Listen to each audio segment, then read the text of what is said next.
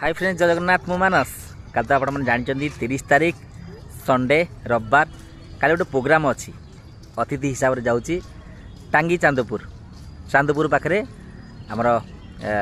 गोटे गाँ अच्छी चंपागढ़ से चंपागढ़ पाखे पहुँची जाकि से 11-12 ओडियाणी झील प्रोग्राम ना हूँ ओडियाणी झील जो मैंने